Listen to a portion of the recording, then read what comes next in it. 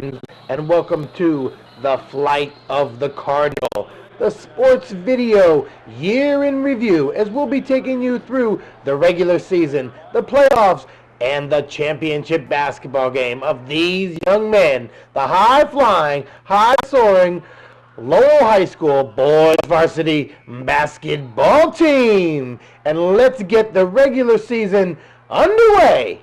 The home opener against the tough Wallenberg Bulldogs. But also open and tough was Matt Dressler. You'll see him slicing to the rack as he puts it up and in. Then he's going to set a nice screen. Michelson will come on over down low in the blocks and benefit with a funky one-handed hook of his own. Then Lowell's going to whip it around, and in the other corner they're going to spot Graham Beckert, who hit 8 straight in one run in the second half, and Lowell was off and running with a 68-69 victory in the opener. Then to the cage to face the Galileo Lions in a tough place to play. But Lowell again was playing tough. Matty D with the rebound at one end, and he's going to fill the lane at the other. Lowell increases their early lead. Then here they're going to use a combination of hustle and some crisp passing to get the hoop. You'll see the drive, the fake shot, down low to TBS in the blocks, and he puts it up and in when Akeem Aginski hits this tray from practically out on Van Ness Street. Lowell 76-53, moving quickly to P8 San Francisco, where ISA, one of the newest alternative schools, takes on Lowell, the oldest alternative school in the city, where they're always playing defense. And today would be no exception, as the D was on display against ISA, pressuring the inbound pass. They'll get it in, but then TBS anticipates the pass, steps in the lane, and he'll lay it up and in. Will Walraven wants in on the act. He's going to steal the inbound, and he's going to take it up and in for 2 of his team high, 16 points on the day. And big Marcus Penn, he wants in, and he's going to get in as Lowell will roll big against ISA. Now to the board, Mission High School, a tough atmosphere to steal a victory in, but playing tough in the corner was Tim Boy Smith.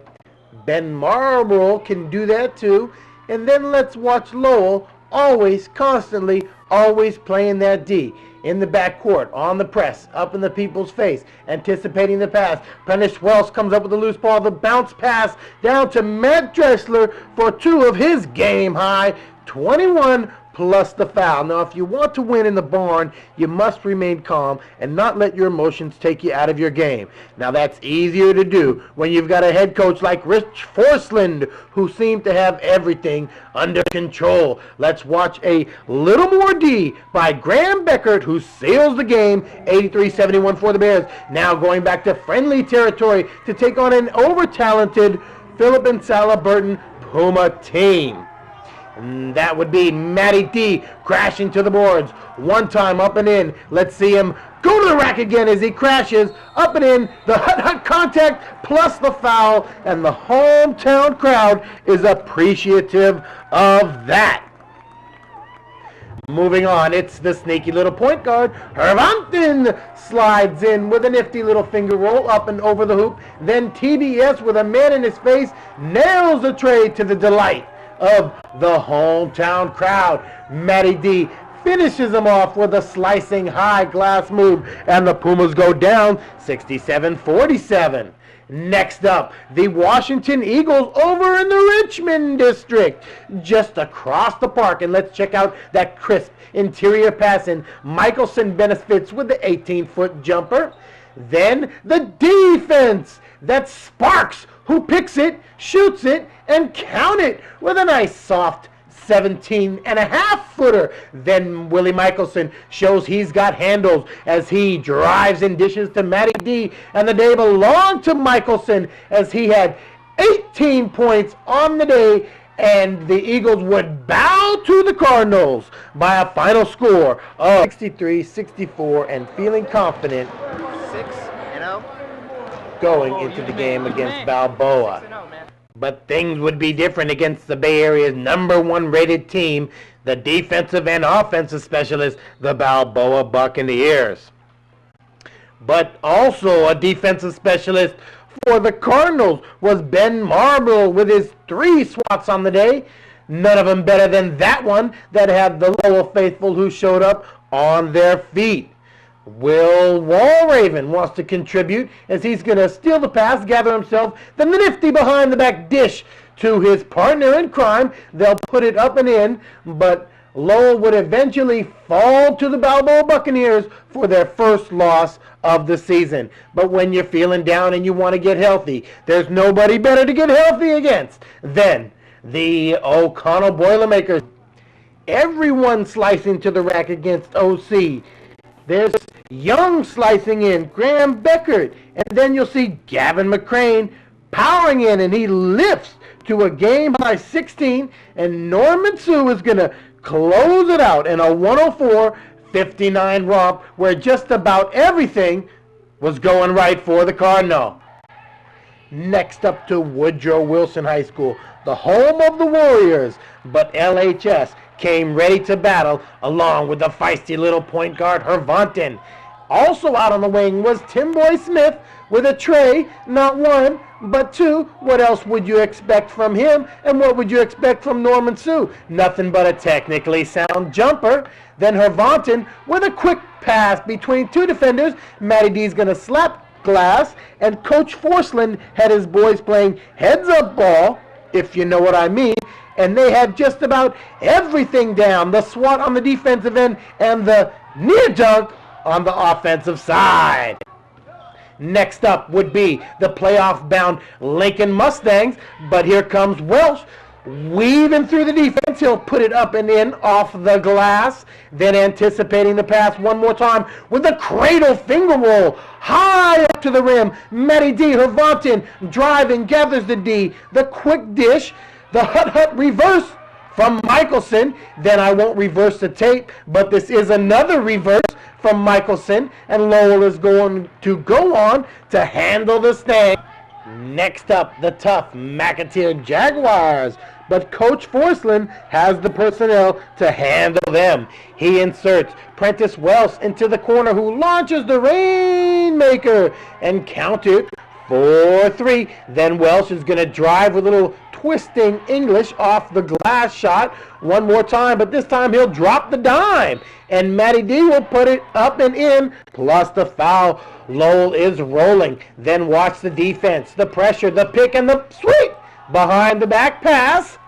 Lowell looking good with the tricky play. Then to finish it off, it's Marcus Penn who's going to do it again, and Lowell wins big one more time, 98-76, moving to the second game against the Wallenberg Bulldogs, and it's an all-around team effort. Hervanten at the last second slips the bounce pass to TBS, then Prentice drives. He's going to slip it out to Stanley Yeung, who drives with the circus shot. The high-arching Rainmaker gives the cheerleaders something to cheer about as they beat the Bulldogs. Next up, the second time around, the Galileo Lions wouldn't have much bite against the soaring high LHS Cardinals. Let us check out Akeem Maginski sliding to the hole. He'll put it up and in with a soft, sweet jumper. Easy victory. Next up, ISA the second time around wouldn't have much against Vernon Ing as he sweet from the middle of the key,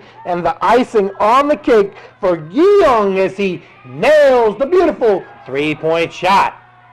Versus the Bears at home this time, and who would be pushing around who was the question to be answered, and somebody was pushing the floor, that is. The Cardinals with the last second pass and up and in one more time. Akeem again, please, with the tray. Now watch him as he stays down to play a little tough physical defense, pressuring the dribbler. Then the pass is anticipated one more time, intercepted, the lob, and it's thrown down by Sparks. Lowell brings down the house at the buzzer and dunks the Bears. 82-52, they're riding high, feeling good, heading into the playoffs.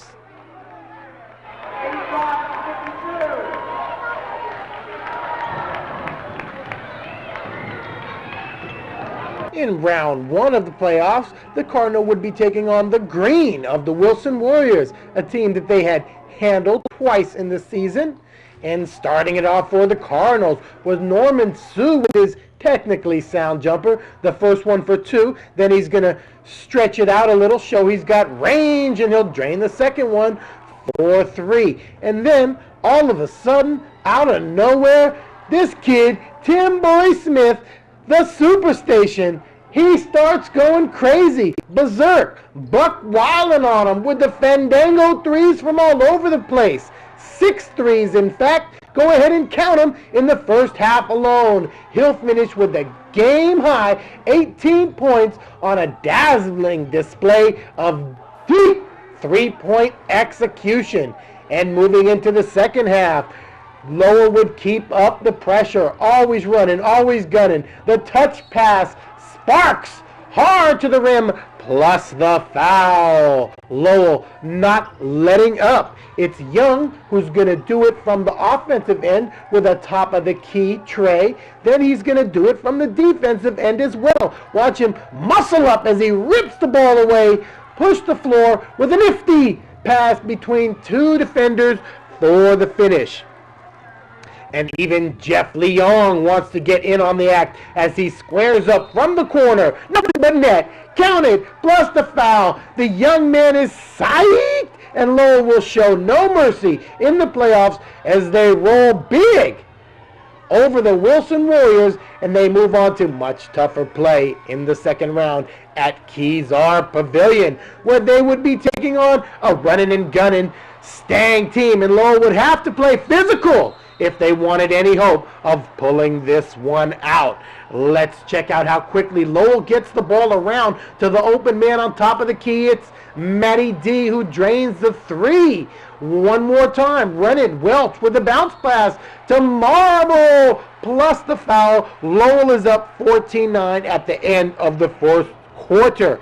Continuing to pound inside, Matty D muscles up between two defenders, plus one. Michelson in the middle of a crowd puts it up and in. Lowell on the break, and this one with a sweet pass at the end, up and in. It's got the fans jumping in their seats, and also the fans are dancing in the aisles at the sight of that great basketball talent from the Cardinals. And when Prentice Wells picks the pocket of KJ and then goes coast to coast, he steals the game, and that's enough to make any young man goofy with basketball pleasure as Lowell goes on to win a 57-42 victory, and they move into the finals at a packed house at Kezar Pavilion. That's where they're going to take on the still number one ranked Balboa Buccaneers. Lowell got off to a slow start in this game, and that really hurt them. It was 11-0 before TBS came through with one of his patented jumpers from the corner. But before you can say Lowell High School boys varsity team, the Cardinals, Balboa was right back at you with the answer.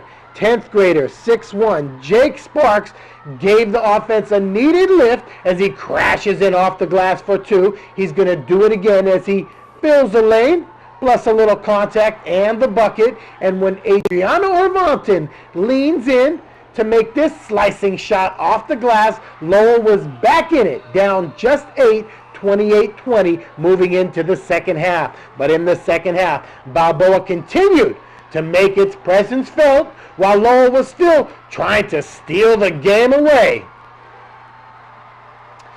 Lowell still down in the second half, but Matty D doing his best to bring the team back. That sends the crowd berserk. One more time, he crashes in, and that shot should have made his coach proud. And the coach is just as proud of the whole team as they're down by 8 in the waning moments of the game. And huge heart on display for the Cardinals. The three-point shot is missed, but it's swatted away by Welsh as he gets it back. He launches, no good. The rebound slammed to the floor. Kick it out. Another tray, no good, but the flying tip in by Hervanton. Timeout. And yes, that had the cheerleaders in the stands imitating their heroes on the court. But Lowell is going to fall short in this championship game because Balboa had just too much high flying power as they will take home the championship. These Lowell Cardinals had nothing to be ashamed of, though. They were 26-7 on the year, 16-3 in the regular season. The names of these hard-working overachievers include Matt Dreschler, first team All-City member, Adriano Hervanten, a member of the JV championship team and an All-City honorable mention in 93 and 94, Willie Michelson, second team All-City, second leading scorer and rebounder on the team, Tim Boy Smith, who led the team in three-point goals and three-point percentage, and little Prentice Welsh, 3-year starter. And that concludes the flight of the Cardinal.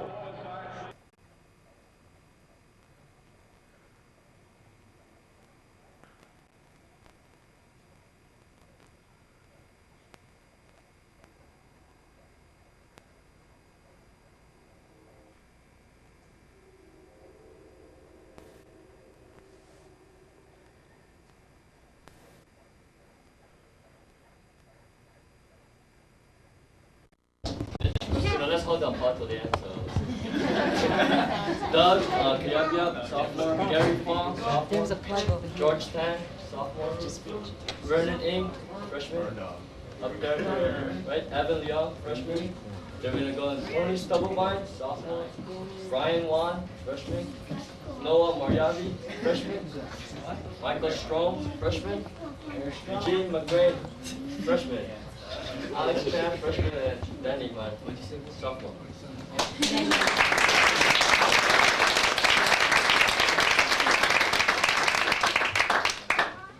It's really been great for the past 3 years. I used to hear the cliche, if you can't beat them, join them. You know how I used to be playing for Galileo for the last 3 years of my varsity year, and we just could hardly beat Lowell. I mean, it's just, we can't. So I decided, well, if I'm going to coach, I'd rather join them instead of coaching Galileo.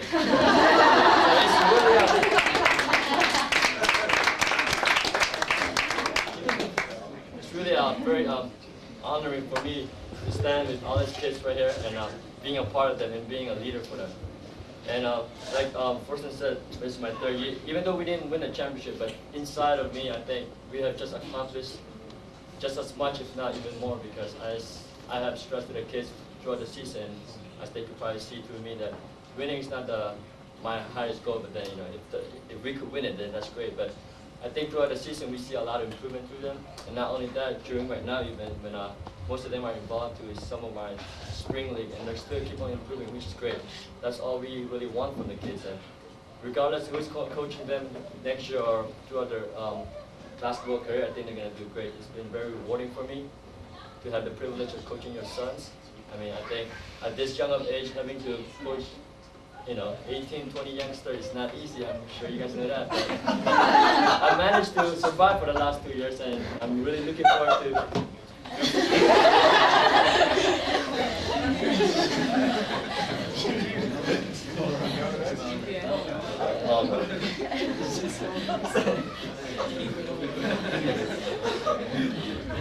So, I guess that's pretty much it. I mean, this is one of my best years so far, and I'm really looking forward to hopefully coach, if not one more year, maybe more. Now that I'm recently college graduate, so in case you guys need some people to work for you, I'm available. So, in the finance field, thank you for asking. I'll be available after the dinner, so. And with that, with my schools getting out of my way, I think, you know, I could really look forward even more to be with the kids a lot more next year. But then again, it's not up to our control, as you guys all know. And I wish all of them good luck, and thank you for coming and supporting, especially their parents.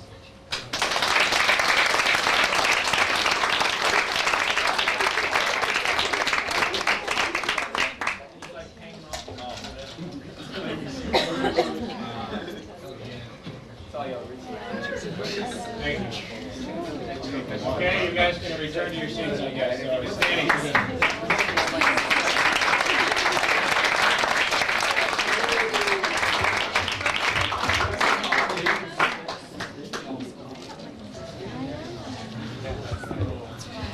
Okay, unlike Supervisor Aliotto, I'm not not going to read the speech. It's not actually a speech, so, but I do just refresh my memory on a few things.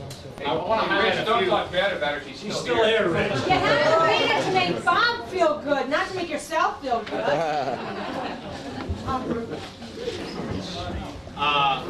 What I wanted to do is, first of all, highlight some of the successes of the program, since so that everybody can be aware of those. And it's been a great source of pride for myself, for the assistant coaches, and hopefully parents and players that have been involved in the program the past 4 years. And to start that off, first thing I'd like to do is thank the cheerleaders and have them come up and one of the, they're each going to get a rose, so we want to thank them for their support, because quite frankly, if you were to look around at other schools in terms of the support, particularly in the city, there is no other school that comes close to providing the support from the cheerleaders than Lowell High School. So I'd like to thank you for that.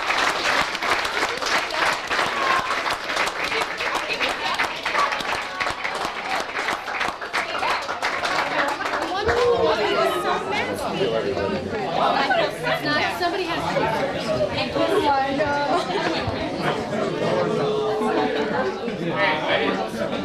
Not that well prepared. Okay, come on up. The last year, you know. Sure, you want to come up and give it to him? Why did he all represent?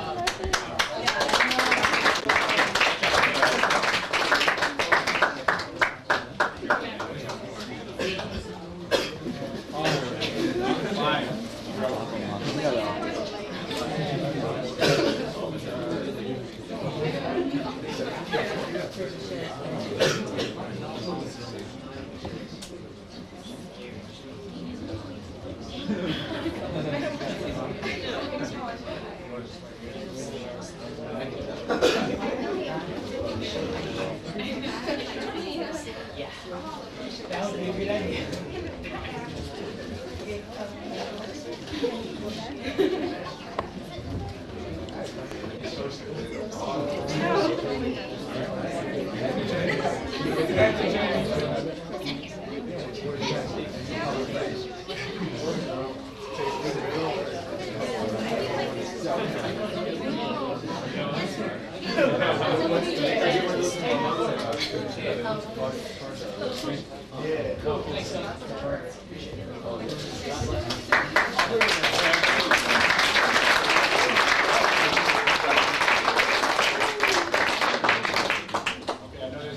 Few of the girls that couldn't attend. I want to thank the cheerleaders first publicly, since I've been involved in the varsity level coaching, which is the past 2 years. The cheerleaders have been incredibly supportive of what we have done. They've been at every game that we have played, which is a big sacrifice on their part. They're incredibly supportive of the program. I want to thank them publicly for the support that they lent me in terms of keeping my position at Lowell High School. They, on their own, it wasn't anything planned, but I know it's planned by them. They circulated a petition around school that I think garnered about 150 signatures, maybe more, maybe less. More. 600, okay. That was 150, 600 is fantastic, in support of my trying to keep my job, and I certainly owe them a large debt of gratitude. I want to thank them publicly for all the support that they've given to our program.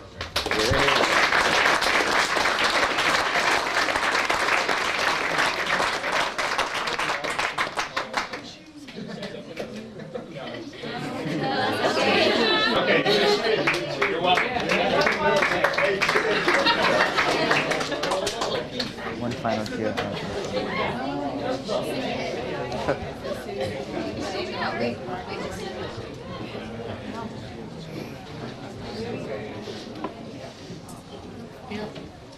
Okay.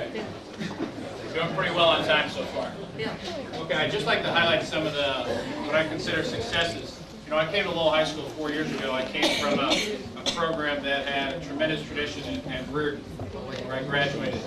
I know some of the kids don't like to hear that, but they're always in the limelight, and there's a reason for that.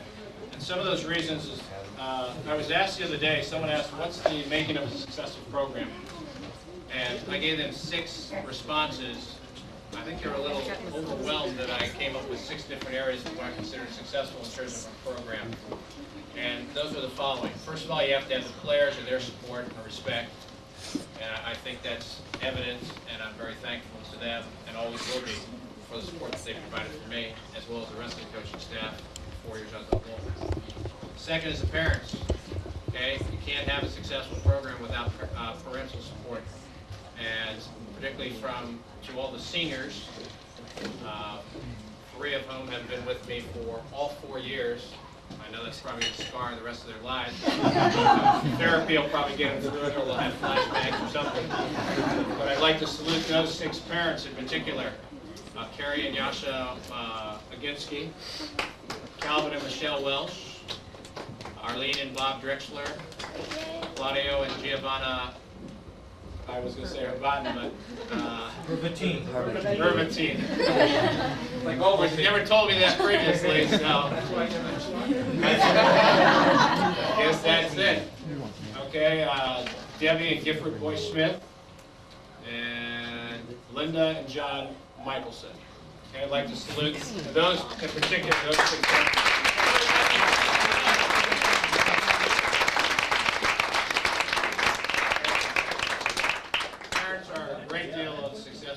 Any kind of program, and I want to thank those public, and I don't mean to not salute other parents that are involved as well, but I had the privilege of coaching those 6 kids for, in some cases, 4 years, and in other cases, 3 years.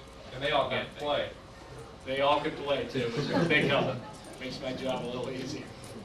Okay, so we have parents, players. You need a student body, support a student body. We have a few members of the student body here that are just affiliated. We had managers that were very helpful. We have one of the kids here. Where's Alex? Right here. There's Alex.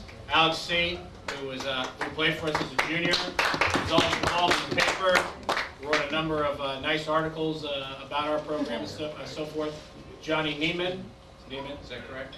Who couldn't be here. One of the reporters for the school paper was very involved, and a host of other students that were very involved in the program. Okay, you have community.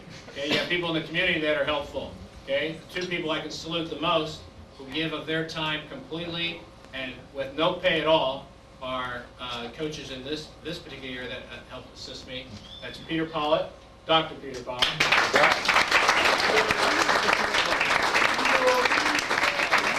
And Dave Cairo, who helped for the previous year.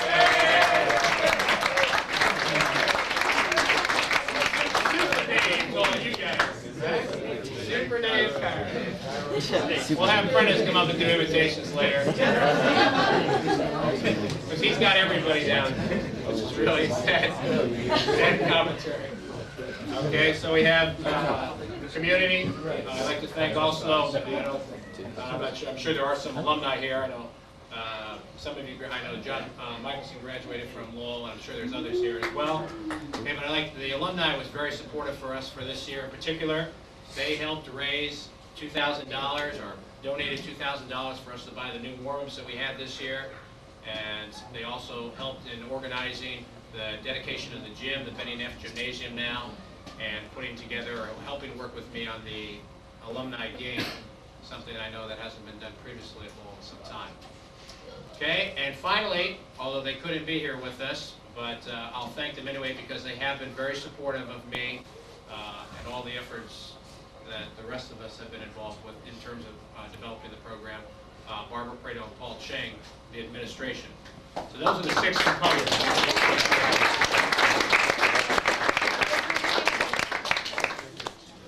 Okay, just a couple other quick highlights.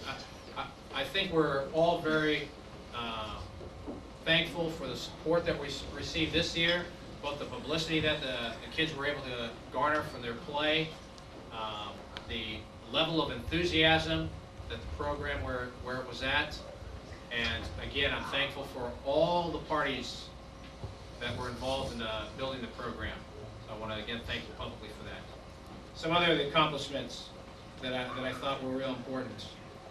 The upgrading of scheduling and the type of teams that were now willing to play Lowell High School the calls that we got from schools like Reardon, St. Ignatius, Sarah High School, St. Francis, people that now wanted to play us because of the caliber of play that we could lend in competition against them. And all those things are a great source of pride to the efforts of all the kids involved in the program. And you should all be proud of that, because it's something I can assure you will remember for a long period of time. The fact that we were able to raise money for new uniforms, basically out of mostly all our own efforts. The alumni did help donating for the warm-ups, but the uniforms were raised exclusively from all our efforts. That's something that I know you'll remember. I know the players that are juniors and sophomores now, and the freshmen coming up, you'll have pride in wearing those uniforms. The seniors that were able to wear those and to help organize that, I know that'll be a source of pride for you as well. And hopefully you'll continue to follow Lowell's program. Okay? Some other things here. The record. Let me just talk briefly about the accomplishments this year. From my little bitty research here, this is the first year since, first of only 2 years, since 1969 at least, that Lowell High School got to the city championship game. Okay, that's quite an accomplishment. I can't tell you.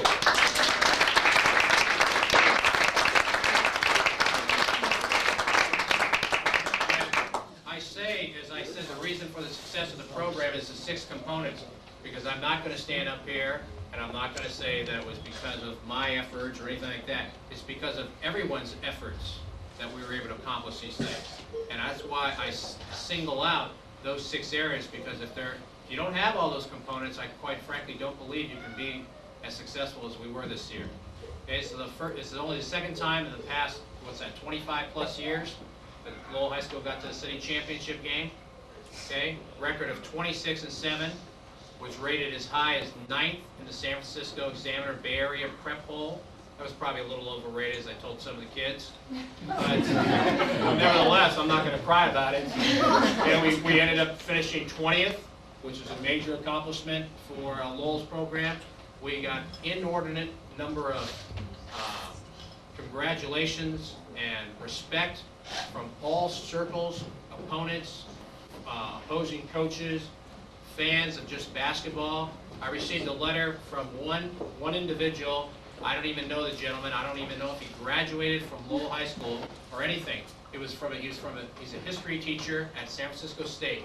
He happened to attend. I don't know even the gentleman's name at this point. Sent just a short note from San Francisco State on San Francisco State stationery saying he attended the city championship game, and how proud we should be of the performance of our kids, particularly when they were down 25-9, and the next